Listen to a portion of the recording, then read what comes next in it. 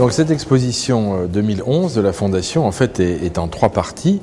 Une exposition d'œuvres d'artistes, majoritairement américains du Nord, magnifique, comme d'habitude, donc sur le thème qui n'était pas facile du décor, et 2 expositions, une avec l'ECAL de Lausanne et l'autre avec l'ENSA de Limoges sur le décor, là dans l'art de la table et pas uniquement dans la décoration de la maison comme ça peut être le cas sur l'exposition des artistes. Donc véritablement plusieurs tiroirs et à chaque fois des œuvres de très grande qualité. Bon, je souhaite que cette exposition connaisse le même succès international que l'exposition de 2010, puisque l'exposition de 2010 sur les bijoux voyage. Elle est actuellement au musée des arts décoratifs, au MAD à New York. Elle doit aller au musée Yingche de Taipei, ensuite au musée des arts décoratifs à Paris.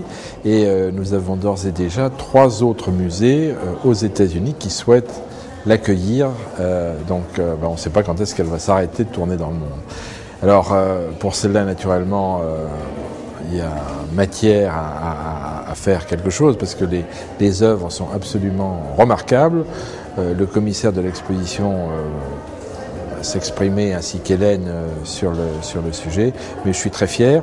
Et puis je suis aussi très fier parce que cette année 2011, il y a un des autres buts de notre fondation qui est atteint, enfin en tout cas en partie, puisque nous avons réussi pour un de nos employés, en tout cas son travail lui a permis d'obtenir le titre de meilleur ouvrier de France. Et c'est une grande satisfaction et puis je suis sûr que c'est le début d'autres vocations puisque d'ores et déjà on a un certain nombre d'autres collaborateurs qui s'intéressent à ce concours et je pense que d'ici quelques années nous pourrons nous enorgueillir d'en avoir une bonne demi-douzaine.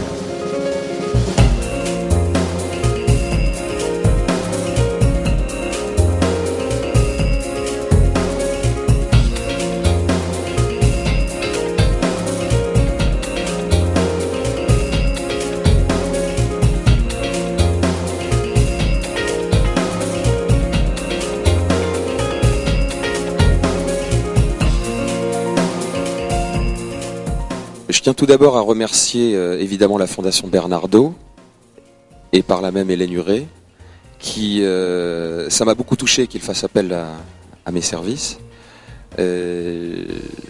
J'apprécie évidemment la qualité des expositions que la Fondation Bernardaud organise chaque année, mais j'insiste sur un point tout particulier, c'est sur le courage de cette fondation dans le type d'exposition qu'ils organisent. C'est assez rare. Pour une fondation d'entreprise que je place à un très haut niveau et que je n'hésite pas à comparer aux grandes fondations d'entreprises parisiennes.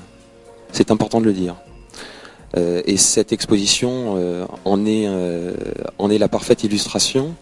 Je tiens aussi à insister sur ce fait. Nous avons ici autour de nous de très grands artistes qui sont méconnus en France. Certains n'ont d'ailleurs jamais été exposés ici, même en Europe.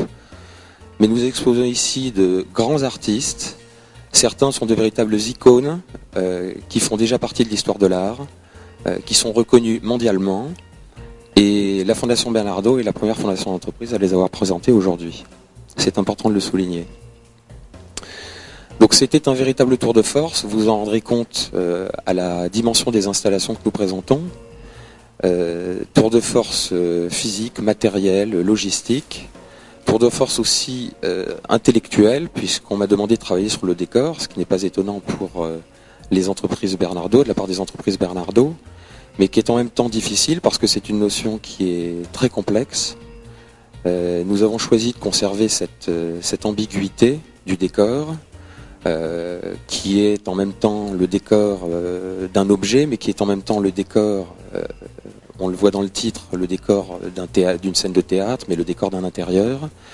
Et on a voulu garder cette ambiguïté parce que ça nous a permis de montrer des œuvres très très différentes, que ce soit des objets du quotidien complètement subvertis, que ce soit des trompe-l'œil dans la plus pure tradition de cette discipline, et aussi et surtout, et c'est intéressant, dans la manière qu'ont ces artistes, notamment outre-Atlantique, de travailler de manière complètement transversale, pas seulement dans cette dans ce qu'on peut considérer ici en France comme une discipline, mais avec des architectes, des designers, des artistes plasticiens.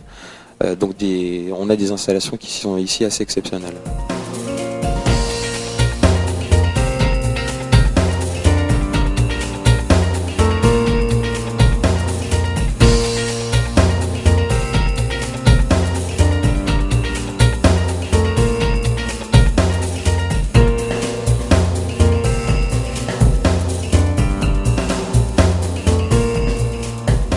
Donc nous avons travaillé cette année avec Laurent de Verneuil, qui est le commissaire de cette exposition.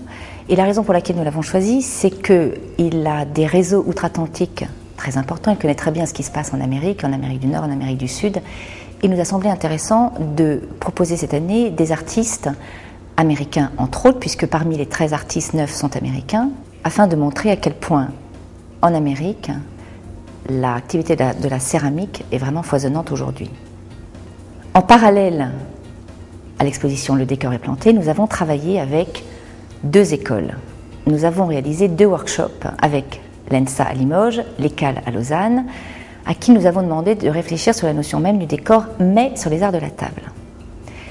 Un certain nombre de projets nous a été présenté et nous en avons primé une vingtaine environ, que nous présentons ici et qui ont été réalisés à la Manufacture Bernardaud, en association avec 2 sociétés limousines, une qui s'appelle Béran, qui est une imprimerie céramique, qui a réalisé les transferts que nous avons apposés sur les pièces, et l'autre qui s'appelle Serinov, qui est une société de technologie de pointe qui, pour cette occasion, a travaillé sur le laser. Nous avons imprimé des décors avec un laser, ce qui est tout à fait innovant, et nous avons été très heureux de pouvoir les présenter dans le cadre de cette exposition.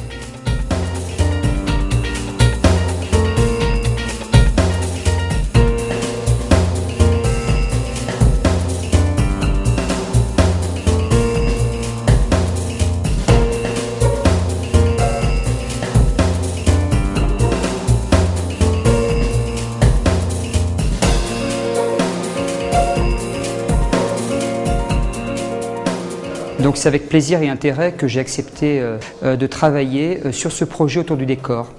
Nous avons fait travailler en atelier une quarantaine d'étudiants de la 2e à la 5e année, encadrés par des enseignants plasticiens de l'école, également par des techniciens, des étudiants du champ de l'art et du champ du design.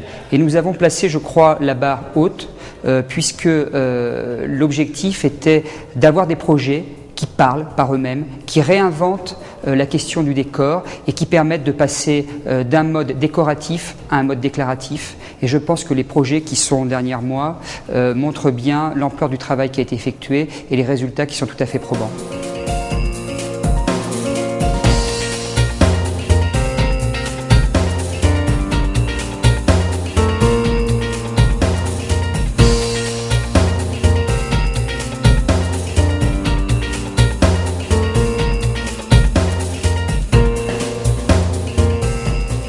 Pour ce travail, réalisé dans le cadre du Master en Design et Industrie du Luxe de l'ECAL, l'école cantonale d'art de Lausanne, et en partenariat avec la fondation d'entreprise Bernardaud, nous avons demandé à nos étudiants venus du monde entier, de Chine, du Liban, du Canada, du Japon, d'Espagne ou encore de Thaïlande, et avec des formations très différentes, architectes, designers, stylistes ou encore plasticiens, de travailler sur la notion de décor et sur sa signification actuelle. Nous avons confié ce workshop à Pierre Charpin, parce que c'est un domaine qu'il affectionne et sur lequel il a déjà beaucoup travaillé. Les résultats montrent des approches très différentes selon les personnalités, certaines jouant avec des références culturelles ou scientifiques comme les assiettes Otus qui rappellent des représentations mathématiques avec des spirales, d'autres qui sont plutôt des détournements comme ces vases qui semblent être des capsules spatiales, ou enfin des approches plus plasticiennes avec des empreintes de doigts qui deviennent un décor à part entière. De manière générale, l'ensemble des travaux montre que la notion de décor reste tout à fait actuelle, et d'ailleurs c'était un vrai plaisir pour la plupart des étudiants de venir réaliser ces décors directement à la manufacture.